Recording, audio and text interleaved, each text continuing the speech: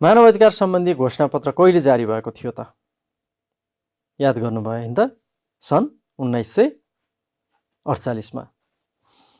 त्यस्तै गरी मानवाधिकार र मौलिक हक बीचमा के सम्बन्ध हुन्छ त? सम्झिनुस् त।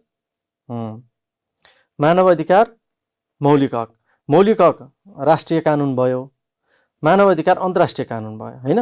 अब यो दुईटालाई अन्तर्राष्ट्रिय कानुन अथवा मानवाधिकार सम्बन्धी विश्वव्यापी घोषणापत्रमा जे उल्लेख छ त्यसलाई प्रत्याभूत गर्ने गरी मौलिक हकको व्यवस्था गरिएको हुन्छ, जुन हाम्रो देशमा नि त्यही भएको छ, हाम्रो संविधानमा व्यवस्था छ। मानवाधिकार हनन भएमा के गर्नुपर्छ? मानवाधिकार हनन भएमा हामीले राष्ट्रिय मानवाधिकार आयोगमा उजुरी दिनुपर्छ हैन त? यसले हामीलाई मानवाधिकार प्रत्याभूत गर्न सहयोग गर्छ। रहेर केही प्रश्नहरू गर्छु, तपाईहरुले यहाँ मैले राखेका प्रश्नको उत्तर दिने प्रयास गर्नुस् है त। पहिलो प्रश्न छ, मानवाधिकार भनेको के हो? ल विद्यार्थीहरू सोच्नुस् त, मानवाधिकार भनेको के हो? मैले अघि भने हैन, मानवाधिकार भनेको त्यस्तो अधिकार हो जुन मान्छे भएको नाताले अथवा मान्छेले बाँच्न पाउने अधिकार अथवा मान्छेको नाताले पाउनुपर्ने अधिकार, सबै अधिकारहरू चाहिँ मानवाधिकारभित्र पर्दछन्। यो कुनै एउटा मात्रै अधिकार हुँदैन, यसमा धेरै किसिमका अधिकारहरू हुन्छन् भन्ने कुरा यहाँहरूले बताउनु पर्ने हुन्छ। तपाईहरुको मनमा पनि त्यही उत्तर आयो होला। र नेपालमा राष्ट्रिय मानवाधिकार आयोगको स्थापना किन गर्नु परेको होला? अब अर्को प्रश्न छ। ल विद्यार्थीहरू सोच्नुस् त, हाम्रो नेपालमा राष्ट्रिय मानवाधिकार आयोगको स्थापना किन गर्नु परेको होला? नगरेको भए के हुन्थ्यो? गरेर के भइराखेको छ? यी कुराहरूको उत्तर खोजी गर्नु पर्यो। ल सोच्नुस् त, नेपालमा राष्ट्रिय मानवाधिकार आयोगको स्थापना किन गर्नु परेको होला त भन्दा अवश्य पनि यो संस्थाले गर्ने कामहरू अघि तपाईहरुलाई मैले बताइसकेँ हैन। जो मानवाधिकारबाट वञ्चित भएका छन्, जसको मानवाधिकार हनन भएको छ, त्यस्ताको पक्षमा आवाज उठाउने संस्था भनेको मानवाधिकार संस्था हो। त्यसैले नेपालमा राष्ट्रिय मानवाधिकार आयोगको स्थापना किन गर्नु पर्यो त भन्दा त्यस्तै अन्यायमा परेका, अधिकार खोसिएका अथवा मानवाधिकार हनन भएका मान्छेहरूलाई न्याय दिलाउनको लागि हो। उनीहरूको अवस्थाहरू बताउनको लागि, उनीहरूलाई सचेत गर्नको लागि हो। देशमा अझ समग्र भन्ने भने हाम्रो देशमा मानवाधिकारको अवस्था चुस्त बनाएर राख्नको लागि अथवा यहाँ सबै नेपालले आरामसँग ढुक्कसँग मानवाधिकार प्रयोग गर्न पाउने वातावरण कायम गर्नको लागि यो संस्थाको स्थापना भएको हो। त्यस्तै मानवाधिकार हननमा परेका आफ्ना साथीलाई तपाईँ के सुझाव दिनुहुन्छ भन्ने एउटा प्रश्न राखिएको छ। यदि तपाईँको कोही साथी अथवा साथीको घर परिवार कोही मानवाधिकार हननमा परेको रहेछ भने, त्यो कुरो तपाईँले थाहा पाउनुभयो भने तपाईँ त्यो साथीलाई के सुझाव दिनुहुन्छ? ल विद्यार्थीहरू एकचोटि सोच्नुस् त, तपाईँ भएको भए के सल्लाह दिनुहुन्थ्यो? अथवा तपाईँ आफै मानवाधिकार हननमा पर्नुभयो अथवा तपाईँको घर परिवारका सदस्यहरू कोही मानवाधिकार हननमा पर्नुभयो भने के गर्नुहुन्छ? आखिर उत्तर त एउटै हुन्छ, के गर्नुहुन्छ?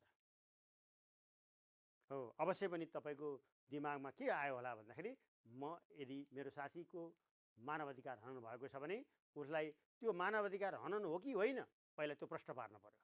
उसलाई मानवाधिकार हनन जस्तो लाग्या मात्रै हो कि त्यो मानवाधिकारको हो कि होइन त्यो कुरा बुझ्न सक्नु पर्यो हैन। आफ्नो व्यक्तिगत स्वार्थ, व्यक्तिगत फाइदाका लागि कुनै पनि कुरा पाइएन भने त्यो मानवाधिकार हनन हुँदैन फेरि हैन। मानव भएको नाताले न्यूनतम पाउनै पर्ने अधिकार मात्रै मानवाधिकार हो। त्यस हुनाले त्यो मानवाधिकार हनन भएको हो कि होइन त्यो पहिला पहिचान गर्नु पर्यो। यदि मानवाधिकार हनन भएको हो भनेदेखि यस्तै राष्ट्रिय मानवाधिकार आयोग जस्ता जुन मानव चाहिँ सहयोग लिनु र न्याय दिलाउनको लागि अथवा यो कुरा चाहिँ जानकारीमा ल्याउनको लागि उनीहरूसँग सहयोग माग्नुपर्ने हुन्छ हैन त। तपाईले त्यही सल्लाह दिनुपर्ने हुन्छ। तपाईँ हामी आफू भयो भने पनि त्यही गर्नुपर्ने हुन्छ है। ल यसको उत्तर खोज्ने प्रयास गर्नु होला। पहिलो प्रश्न छ, इन्सेकले मानवाधिकारको क्षेत्रमा पुर्याएको योगदानको चर्चा गर्नुहोस्। ल अब इन्सेकले मानवाधिकारको क्षेत्रमा पुर्याएको योगदानको चर्चा गर्नुहोस् भन्ने हो भने मानवाधिकारको क्षेत्रमा इन्सेकले के काम गरेको छ त हेर्नुहोस् त। म यहाँ तपाईँलाई यहाँ एउटा यसका कामहरूको लिस्ट यहाँ ल्याएको छु। प्रत्येक वर्ष मानवाधिकार वर्ष पुस्तक मार्फत मानवाधिकार सम्बन्धी वास्तविक घटना सार्वजनिक गर्ने गरेका छ, मानवाधिकार सम्बन्धी विभिन्न चेतनामूलक कार्यक्रम तथा तालिम सञ्चालन गर्छ। त्यस्तै गरी मानव अधिकारको अवस्था विश्लेषण तथा आवश्यक राय र सल्लाहहरू प्रस्तुत गर्ने गरेका छ। मानवाधिकार उल्लङ्घन विरुद्ध उजुरी तथा समाधानका उपायहरूको खोजी गर्दछ र मानवाधिकार संरक्षण र सम्वर्धन गर्न सरकारवालासँग अन्तर्क्रिया कार्यशाला तथा गोष्ठीको आयोजना गर्ने गर्दछ। मौलिक हक कार्यान्वयनका लागि दबावमूलक कार्यक्रम सञ्चालन गर्दछ। हो, यसरी तपाईँले इन्सेकले मानवाधिकारको क्षेत्रमा के योगदान पुर्याएको छ भन्दाखेरि यस्तो इन्सेकका महत्त्वपूर्ण कामहरू तपाईँले लेख्नुपर्ने हुन्छ। अब म तपाईँलाई अर्को संस्था है, अर्को संस्थाको बारेमा तपाईँलाई जानकारी गराउँछु। त्योभन्दा अगाडि अर्को प्रश्न पनि यहाँ होला। ल, मानवाधिकारको क्षेत्रमा धेरै सङ्घ संस्थाहरू हुँदाहुँदै पनि मानवाधिकार उल्लङ्घनका घटना किन बढिरहेका होलान्? एउटा प्रश्न छ होला, तपाईँले यो प्रश्नको उत्तर सोध्न सक्नुहुन्छ।